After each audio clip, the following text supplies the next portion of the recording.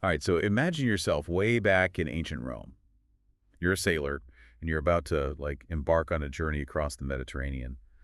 Uh, your fate, whether you encounter calm seas or some absolutely terrifying storm, lies in the hands of one powerful god, Neptune. A god who embodies that sense of will we or won't we make it back? Exactly. And that's what we're diving deep into today, Neptune's realm, exploring this god who is both protector and the destroyer of sailors, especially for the Romans. And what's captivating is how this duality is interwoven with Rome's own story, its rise as a naval power intrinsically linked with their reverence for Neptune. It's more than just don't anger the sea god, right? There are layers to this relationship. Absolutely. We often think of Neptune as the Roman equivalent of Poseidon, but his origins are actually quite different. He started as a god of freshwater, rivers, and springs. Really?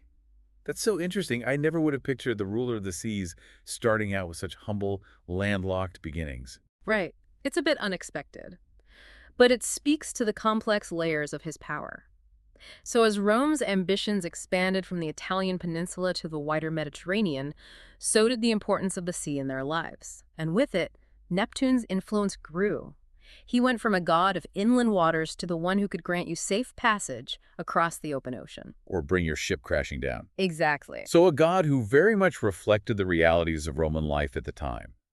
They needed his favor if they wanted to control the seas. 100%. But, as we mentioned, he wasn't just about calm waters. His myths are full of this builder-destroyer paradox, especially when it comes to the story of Troy. That's right. We see Neptune using his incredible power to help build the legendary walls of Troy, making the city virtually impregnable. Yet he later aids in its destruction during the Trojan War. It's almost like he couldn't make up his mind. Was this a split personality situation, or is there more to the story? Oh, there's always more to the story with these gods. This wasn't just a random change of heart. Remember, these myths often served as explanations for the world and its events. In this case, Neptune was tricked by King Laomedon of Troy, who refused to pay him for building the walls. Wow, talk about adding insult to injury, so it was a revenge plot. Exactly. And a reminder that even gods had their pride and a sense of justice, though perhaps fueled by a slightly more divine temper tantrum. This act of destruction wasn't just about the walls. It was about maintaining cosmic order, about upholding agreements, even if one of the parties was a king trying to swindle a god. And I'm guessing divine contractors don't come cheap. Oh. But hold on, if Neptune built those walls as punishment from Jupiter, the king of the gods, does that mean he wasn't as powerful as we think? It's a fascinating question, isn't it? It highlights that even among the gods there was a hierarchy, a power structure.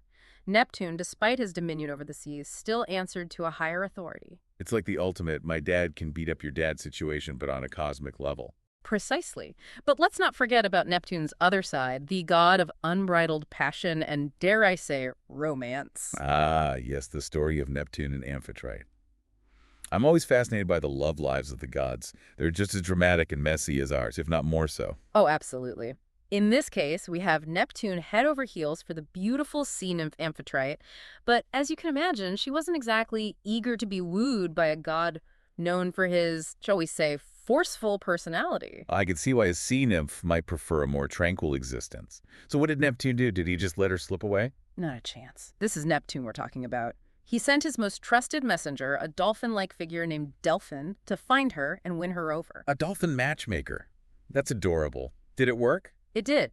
Delphin must have had a way with words because he convinced Amphitrite to give Neptune a chance. And to show his gratitude, Neptune placed Delphin's image among the stars, creating the constellation we know as Delphinus. So the next time our listeners are gazing up at the night sky, they should look for Delphinus, a reminder that even gods appreciate a good wingman. Indeed. But as we delve further into Neptune's realm, we'll see that not all his stories ended with such a heartwarming resolution. Neptune's myths aren't always about love and constellations, though. The story of Canis reveals a darker aspect of his nature. And it reminds us that these ancient tales often reflect a different time with different sensibilities. It's important to acknowledge that complexity, even if it makes us uncomfortable. So what happened with Canis? Canis was a young woman who unfortunately caught Neptune's eye, and he wasn't exactly a respectful suitor. The details are unsettling, but the aftermath is what's crucial here.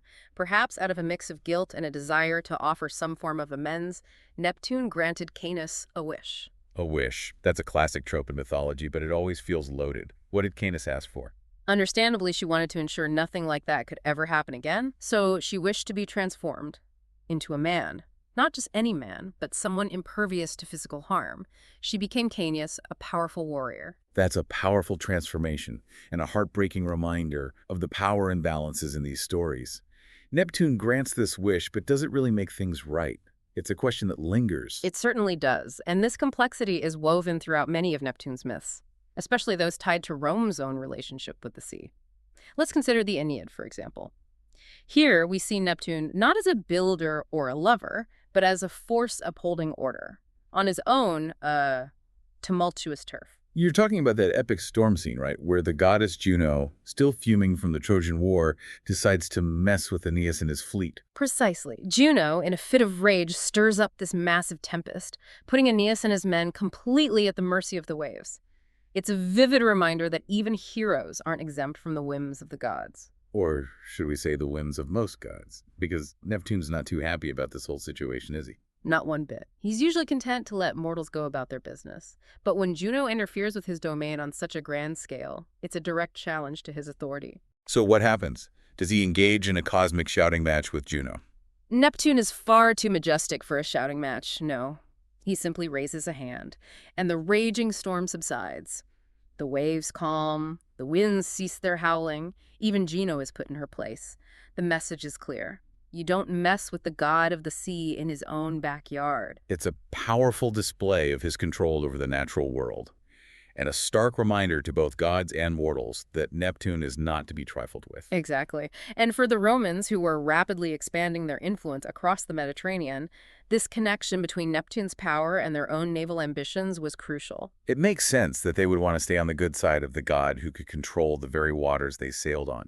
Did they have any specific rituals or practices to honor Neptune? Oh, absolutely. Before setting sail, Roman sailors would offer sacrifices to Neptune, seeking his favor, his protection on their voyages.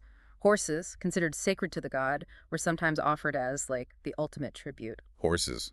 That seems a bit counterintuitive. Sacrificing a land animal to a sea god. It might seem strange, but the horse, with its strength, its speed, and, connection to the waves, think whitecaps, held symbolic significance. Plus, these sacrifices underscored how vital Neptune's favor was for a successful journey. They weren't taking any chances. But was it just about avoiding shipwrecks? Or was there more to this relationship? Neptune embodied the unpredictable nature of the sea itself.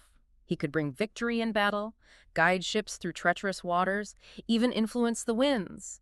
For the Romans, their growing naval power was intertwined with their reverence for Neptune. So he was more than just a protector. He was almost like a divine admiral, guiding their fleets to victory. Precisely. And this connection wasn't just limited to sailors and soldiers. Neptune's image was everywhere in Roman culture. From coins and statues to temples dedicated to his honor, he became a symbol of Rome's might, their connection to the sea, their aspirations as a global power. It's amazing how these myths weren't just stories, but like reflections of Rome's values, their anxieties, even their ambitions. Absolutely. And speaking of anxieties, Neptune's realm, well, it wasn't all smooth sailing and triumphant returns. Sometimes his influence manifested in ways that were, shall we say, less than straightforward. Oh, you've piqued my interest. What other tales of Neptune's influence are we about to uncover? Let's journey to the island of Crete, where King Minos found himself in, well, a rather unusual predicament.